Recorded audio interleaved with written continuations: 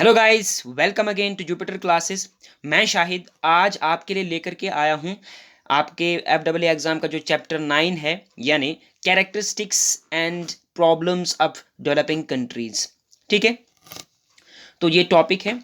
तो कैरेक्टरिस्टिक्स और problems of developing countries same thing है, क्योंकि एक डेवलपिंग कंट्री की जो कैरेक्टरिस्टिक्स हैं वही उसकी प्रॉब्लम्स भी कहलाती हैं। वो किस तरीके से कैरेक्टरिस्टिक्स और प्रॉब्लम्स किस तरीके से सिनोनिमस हैं, वो हम आगे जाकर के पढ़ेंगे। तो इससे पहले कि मैं टॉपिक को स्टार्ट करूं, तो भाई अगर चैनल पे नए हो तो चैनल को सब्सक्राइब करो, ठीक है।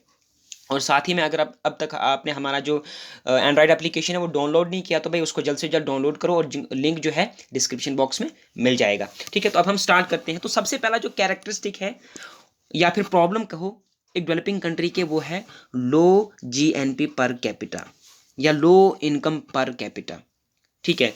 GNP means gross national product, या इसको आप इनकम भी कहो तो एक ही बात है। लो इनकम पर कैपिटा यानी एक डेवलपिंग कंट्री में जो पर पर्सन की इनकम है वो कम होती है, बेसिकली लो होती है। देखिए, वर्ल्ड बैंक के एक एस्टिमेट के तहत 2018 में जो डेवलप्ड कंट्रीज़ हैं, ठीक है, जो हाई इनकम इकोनॉमीज है, उनका उनका पर कैपिटा इनकम $44,275 है। यानी यार, GNP पर कैपिटा या इनकम पर कैपिटा होने का मतलब हर इंसान कितना कमा रहा है, ऑन एवरेज 44,275 रुपये, डॉलर्स 44,275 डॉलर्स कमा रहे हैं।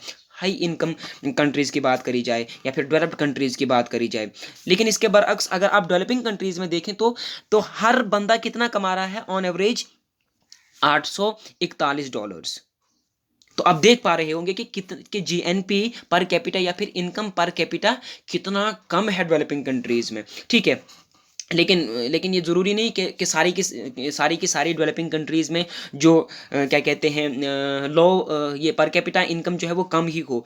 अगर आप देखें, जैसे कुछ डेवलपिंग कंट्रीज़ आती हैं, जैसे ब्राज़ील है, मलेशिया है, मैक्सिको है, टर्की है, तो ये काफ़ी एडवांस्ड हैं और इनकी इनकी पर कैपिटा इनकम काफ़ी ज़्यादा है। कि इसके बरअक्स अगर हम इंडिया, पाकिस्तान, नेपाल और बांग्लादेश जैसे देशों की बात करें तो, ठीक है। तो सबसे पहला जो कैरेक्टरिस्टिक है, और at the same time low GNP per capita, ये एक कैरेक्टरिस्टिक भी है एक डेवलपिंग कंट्री की, और प्रॉब्लम भी है। ठीक है, अब आपको शायद ये क्लियर हो गया होगा कि characteristics and problems of the developing countries is a same thing, ठीक है। तो सबसे पहला पॉइंट क्या है आपका, लो GNP पर कैपिटा या लो इनकम पर कैपिटा, ठीक है। अब हम सेकंड पॉइंट पे आते हैं, स्केर्सिटी ऑफ कैपिटल या डेर्थ ऑफ कैपिटल, यानी कि कैपिटल की किल्लत, ठीक है। अब क्या होता है कि ये जो डेवलपिंग कंट्रीज हैं, जो चूंकि मैंने ऊपर बताया ये लो इनकम कंट्रीज होती हैं या लो इनकम या हाँ इकोनॉमीज होती हैं, तो लो इनकम होने की वजह से क्या होता है, यहाँ पे जो कैपिटल फॉर्मेशन है वो बहुत कम है।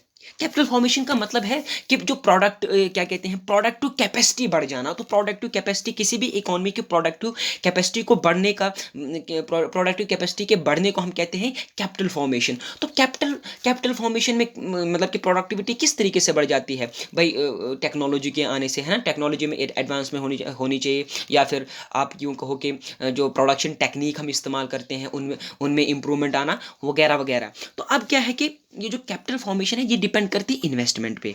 किस पे डिपेंड करती है, इन्वेस्टमेंट पे। और इन्वेस्टमेंट खुद डिपेंड करती है सेविंग पे। याद रखना, कैपिटल फॉर्मेशन किस पे डिपेंड करती है, इन्वेस्टमेंट पे। और इन्वेस्टमेंट किस पे डिपेंड है, सेविंग पे। जितनी ज़्यादा सेविंग उतनी ज़्यादा इन्वेस्टमेंट, जितनी ज़्यादा इन्वेस्टमेंट उतनी ज़्यादा कैपिटल फॉर्मेशन। लेकिन चूंकि ये developing countries low income countries हैं, तो जो भाई लो इनकम है, it means that the saving will also be low, and when the saving will be low, investment will be low, and investment will be low means that the capital formation is low. इसी वजह से developing countries में scarcity है capital की, ठीक है। अब हम आते हैं तीसरे पॉइंट पे, रैपिड ग्रोथ इन पॉपुलेशन।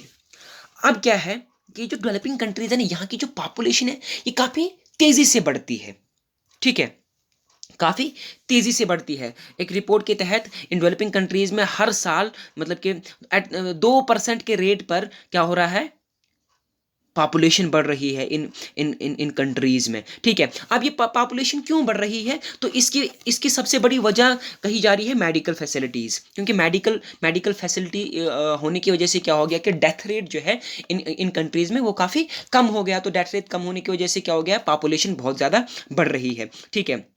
और ये एक बहुत ही बड़ी प्रॉब्लम है, ये एक सीरियस थ्रेट भी है, ठीक है। तो तो इसको एक काज भी माना जाता है अंडर एम्प्लॉयमेंट का, और एक इफेक्ट भी माना जाता है अंडर एम्प्लॉयमेंट। किसको, पॉपुलेशन बढ़ने को, population is a cause as well as an effect of underemployment. Underemployment होने का मतलब है लो एम्प्लॉयमेंट होना, ठीक है।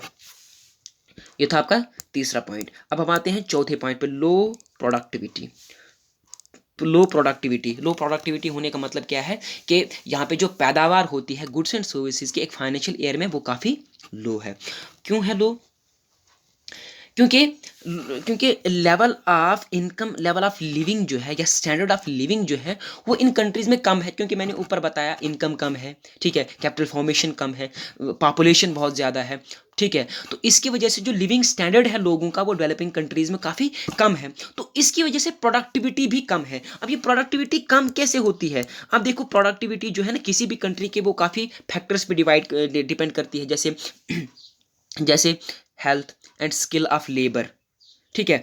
लेबर क्या कहते हैं, अवेलेबिलिटी ऑफ लेबर के अलावा और कौन से फैक्टर्स जो हैं वो अफेक्ट करते हैं किसी भी कंट्री के प्रोडक्टिविटी को, वो है उसकी हेल्थ, उसके लेबर्स की हेल्थ, और skill of labour, motivation for the work and managerial skills, ठीक है, ठीक है। तो इसीलिए बताया जाता है कि अगर एक डेवलपिंग कंट्री को अपनी प्रोडक्टिविटी बढ़ानी है तो उसे क्या करना चाहिए, अपने अपने जो वर्कर्स हैं या जो लेबर हैं उनकी हेल्थ का अच्छे से ध्यान रखो, ठीक है, उनकी स्किल को डेवलप करो, ठीक है। और मोटिवेशन होना चाहिए काम का, ठीक है।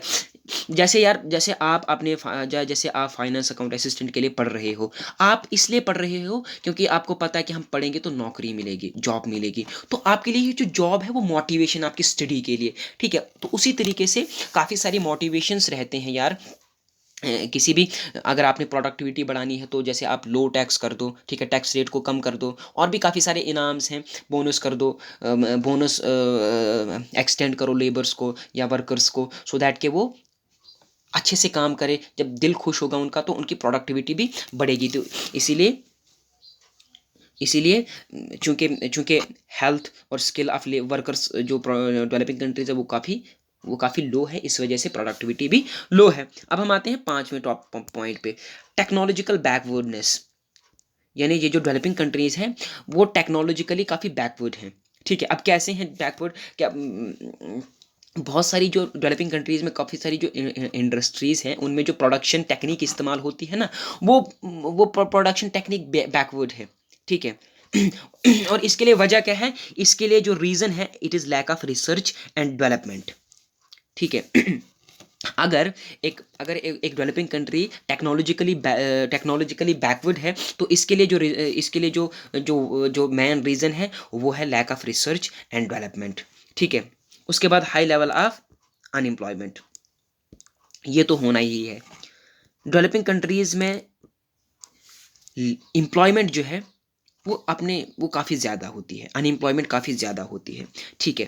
अब ये अनएम्प्लॉयमेंट देखो यार, अनएम्प्लॉयमेंट का ये मतलब नहीं है कि आपके पास सरकारी जॉब नहीं है। इकोनॉमिक्स में अनएम्प्लॉयमेंट का कंसेप्ट थोड़ा सा अलग है, ठीक है। इकोनॉमिक्स में एम्प्लॉयमेंट का या अनएम्प्लॉयमेंट का कंसेप्ट थोड़ा अलग है। जैसे कि हम बच्चे हैं ना, हम स्टूडेंट्स हैं, तो हमें पता है कि अनएम्प्लॉयमेंट का, हम ये मान लेते हैं कि अनएम्प्लॉयमेंट का मतलब यह है कि किसी को सरकारी जॉब नहीं है तो वो अनएम्प्लॉयड है। लेकिन इकोनॉमिक्स कहती है कि एक मजदूर जो है ना, एक मजदूर जो काम करता है, अगर अगर वो हफ्ते में 5 दिन काम कर रहा है ना, अभी मुझे एग्जैक्ट याद नहीं आ रहा है यार, पता नहीं कुछ आवर्स के हिसाब से अनएम्प्लॉयमेंट रेट को मेजर किया जाता है, बट इतना मुझे याद है शायद कि अगर एक बंदा 7 दिन में 5 दिन काम कर रहा है, ठीक है, 7 दिन उसको काम करने को मिल रहा है तो वो अनएम्प्लॉयड नहीं कहलाएगा, ठीक है। तो अनएम्प्लॉयमेंट जो है डेवलपिंग कंट्रीज़ में काफ़ी हाई है।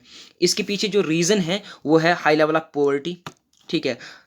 अब ये high level of poverty unemployment के लिए किस तरीके से जिम्मेदार है, वो इसलिए क्योंकि लोग गरीब होने की वजह से जो इंडस्ट्रियल गुड्स हैं उनकी मार्केट काफ़ी छोटी है, यानी इंडस्ट्रियल गुड्स के लिए डिमांड काफ़ी कम है। तो भाई जब डिमांड कम है तो जो प्रोड्यूसर है उसको उसको उसके लिए जो चीज़ प्रोड्यूस करने का इंसेंटिव वो बिल्कुल ना के बराबर है, ठीक है। इसीलिए वो अपनी जो जो जो एक्टिविटीज़ हैं, ठीक है, समझ आ गई।